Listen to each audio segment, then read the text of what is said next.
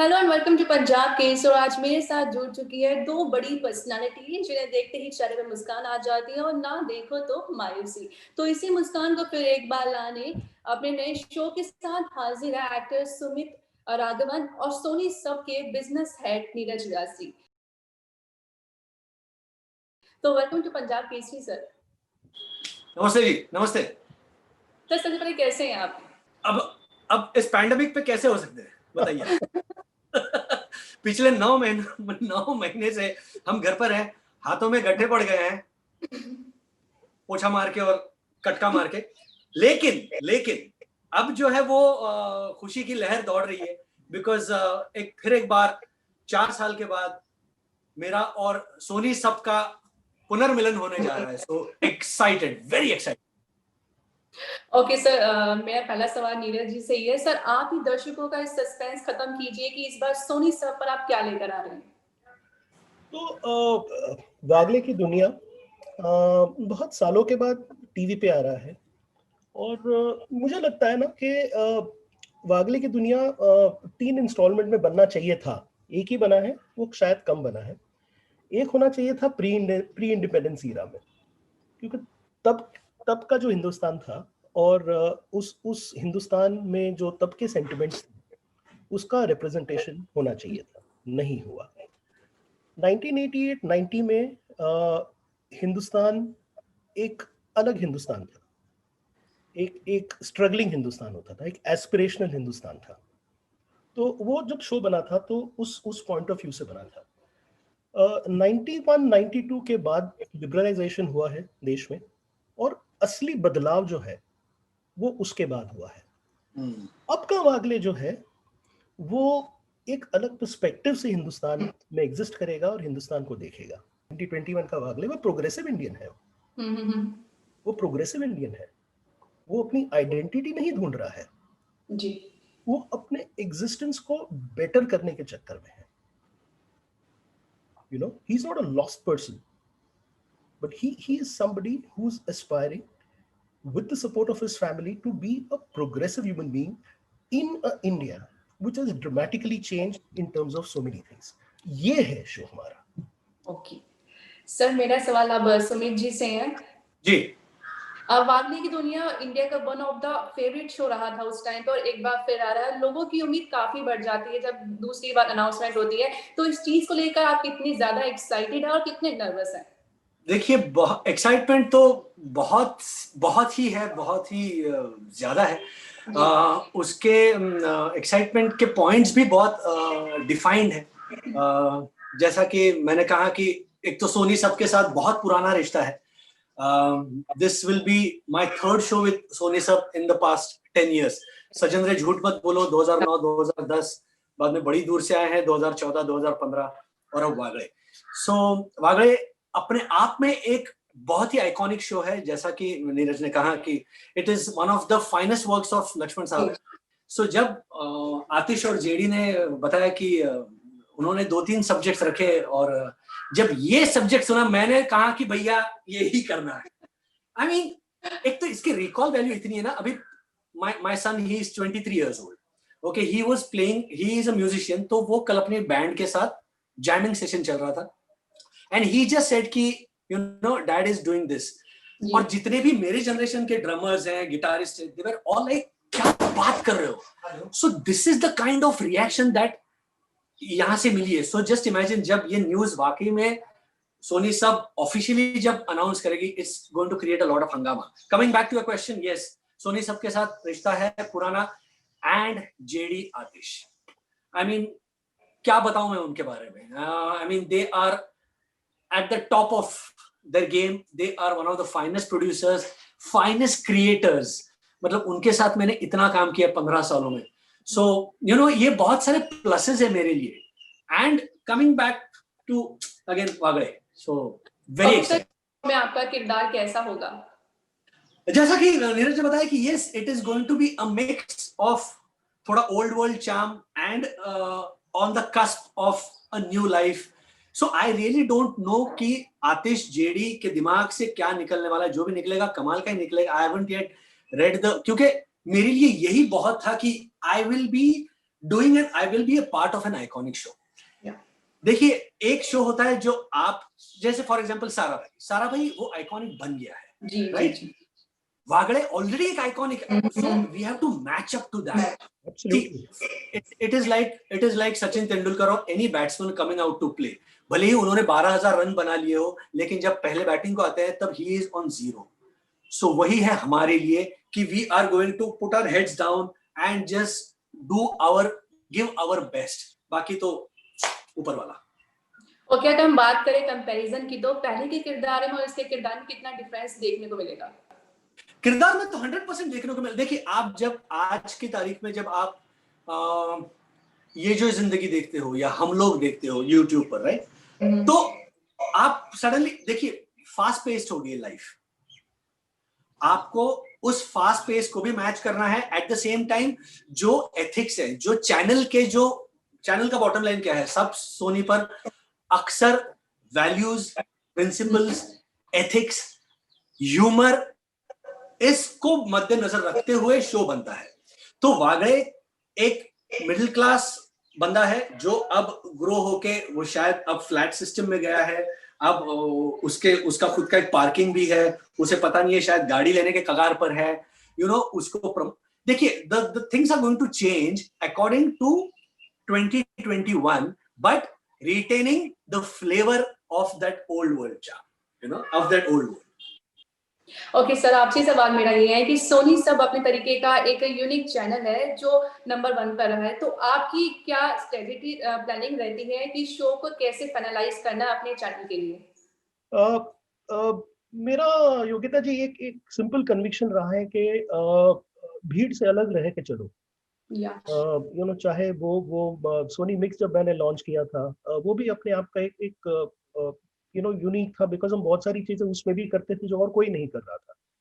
और पिछले 3 साल से जब से मैं सब भी संभाल रहा हूँ, मेरा एक बहुत ही एक क्लैरिटी लेके मैं चलता हूँ कि अगर आपने कुछ अलग नहीं किया और अगर आप भी भीड़ के साथ वही करते रहे जो भीड़ कर रही है, तो आपको शायद एग्जिस्ट करने का कोई कारण ही नहीं है, वेरी ऑनेस्टली। स्पेशली एनटीओ के बाद ये जो टैरिफ ऑर्डर जो आया है, उसके बाद जब लोगों को चॉइस मिली है आपका चैनल देखने की, 19-20 रुपीज देकर के आप चैनल हर महीने लेने का आपको अधिकार है या नहीं है, जो भी है चॉइस ले करते हो। मुझे लगता है कि इसके बाद हमें बहुत as a channel, as a broadcaster, जिम्मेदारी हमारी बढ़ गई है कि हम इस बैलेंस को फाइन ट्यून करें कि हम कुछ बनाएं रेटिंग के लिए और कुछ हम बनाएं कंज्यूमर के लिए। राइट। रेटिंग ही चेज करते रह गए तो डिफरेंशिएशन नहीं में रहेगा, और सब इज अ चैनल जो बाकी बहुत सारे चैनल्स की तरह सिर्फ हाउस वाइज को केटर नहीं करता। उसके लिए बहुत सारे दूसरे चैनल्स हैं, मैं उन सबको कहता हूँ कि आप वही देखिए। हमारी चैनल पे आपको 3 बहुत क्लियर वैल्यूज मैंने अपने लिए और अपनी टीम के लिए सेट किए हैं।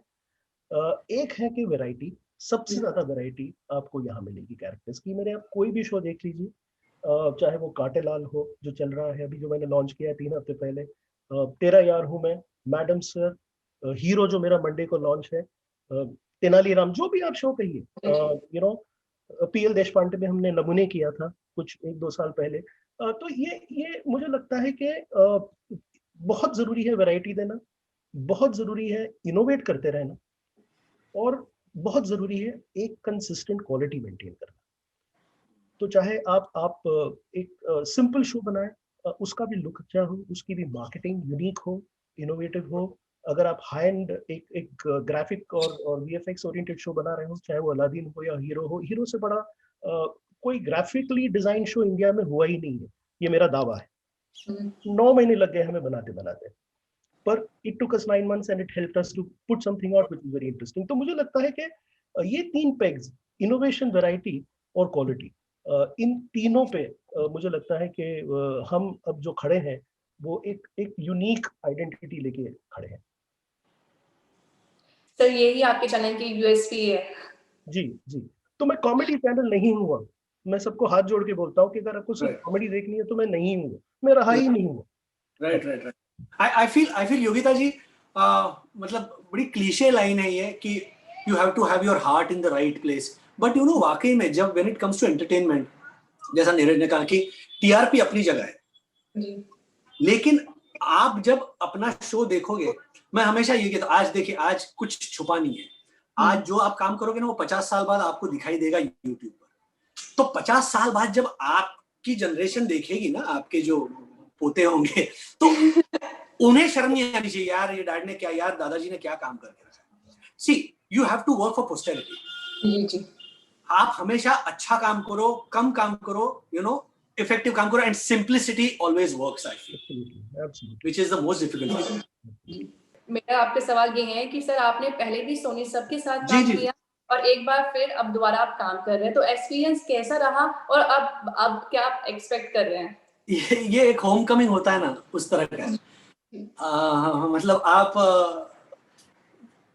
सीरियसली मैं बता रहा हूँ आपको कि जो मैंने आपको 3 शो गिनाए हैं, ओके, सजन रे झूठ मत बोलो के बाद मैंने टेलीविजन नहीं किया, उसके बाद में मैंने डायरेक्टली किया बड़ी दूर से आए, वो फिर सब टीवी के लिए, उसके बाद में मैंने आज तक 4 साल हो गए आई हैवंट डन टेलीविजन, अब कर रहा हूँ। सो मतलब मैंने 10 सालों में, 11 सालों में 3 शोज किए और तीनों मैंने सब टीवी के साथ किए हैं, और ये तीनों शोज की मतलब बड़ी दूर से आए कि तो मतलब इतने मीम्स हैं, इतने इंस्टा पेजेस बने हैं, वो खुद मैं देखती हूं। एग्जैक्टली, हम लोग तो ये सोच रहे थे कि पार्ट 2 करें या नहीं, पार्ट 2 करें, यहाँ तक देखिए। तो मतलब ट्विटर हो, इंस्टा हो, फेसबुक हो, तो इस तरह का एक क्या कहें एसोसिएशन रहा है। सो यू नो यस, हम सब चाह रहे थे बड़ी दूर से आए करना, लेकिन मुझे लगता है कि let us do something new, you know, तो इसीलिए, बट यस कमिंग, जैसा मैंने कहा ना, वो घर वापसी वाली फीलिंग है when I work with Sony sir. तो मुझे लगता है जिस शो में आप हो उसका हिट होना तो तय ही है। Thank you so much, thank you so much, thank you Yogita ji. Okay Neeraj ji, मेरा अगला सवाल आपसे है। जी सर, सबको पता है कि कोविड चल रहा है, तो ये साल सोनी टीवी के लिए कैसा रहा? देखिए, व्यूअरशिप वाइज तो व्यूअरशिप बड़ी है क्योंकि लोग घर पे हैं। वो सो पहले 4-5 महीने तो लोगों ने बहुत भर भर के टीवी देखा, बहुत, और हमारा जो मार्की शो है तारक मेहता का उल्टा चश्मा, वो उसकी व्यूअरशिप बहुत बढ़ गई है।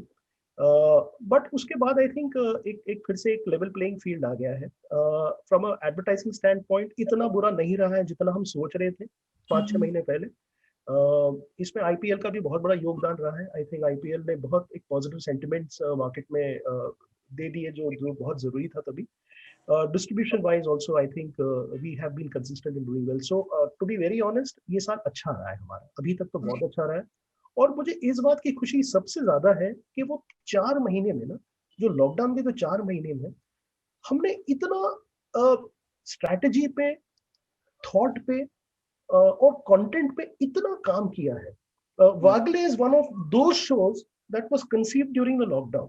यू नो, हीरो की राइटिंग लॉकडाउन में हुई है। एक और शो में इसके बाद जो करूंगा, एक मेरे पास एक जिसको बोलते हैं ना कि ब्लूप्रिंट, जो अक्सर टाइम नहीं मिलता है उन चीजों का, क्योंकि आप इतने डे टू डे इसमें आप इतने जूझे रहते हो, तो आपके पास वक्त नहीं होता ये सब करने का। लेकिन ये 4 महीने ने इतना टाइम हमें दे दिया कि बहुत सारी चीजों की प्लानिंग हो पाई, from a strategy to so many other things, marketing, brand, हम क्या आगे ब्रांड को कैसे देख रहे हैं, हम कितना डिफरेंशिएटेड देख रहे हैं। अगर हम कहते हैं कि हम हैप्पीनेस ब्रांड है, तो इस पे और हम क्या क्या कर सकते हैं, हम एंटरटेनमेंट में और क्या क्या कर सकते हैं। तो ये सारी चीजें मुझे लगता है ये सबसे बड़ा बेनिफिट रहा है कोविड का, हमारे लिए स्पेशली, और प्लानिंग के लिए। तो बुरा साल नहीं रहा है।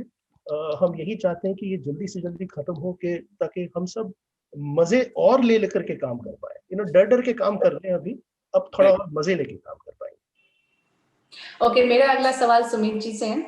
जी सुमित जी, शो की शूटिंग स्टार्ट तो हो चुकी होगी, तो कोविड के दौरान शूटिंग हो रही है, तो सेट पे क्या क्या प्रिकॉशंस आप ले रहे हैं? नहीं, फिलहाल तो हम लोगों ने शूटिंग शुरू नहीं की है।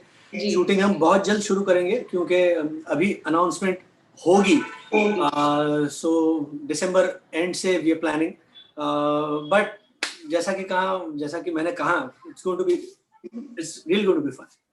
ओके, आखिरी सवाल मेरा आप दोनों से ये है कि आप दर्शकों का ये क्वेश्चन रहेगा कि शो के पोस्टर कब लॉन्च होंगे, प्रोमो कब लॉन्च होगा और शो कब से आएगा?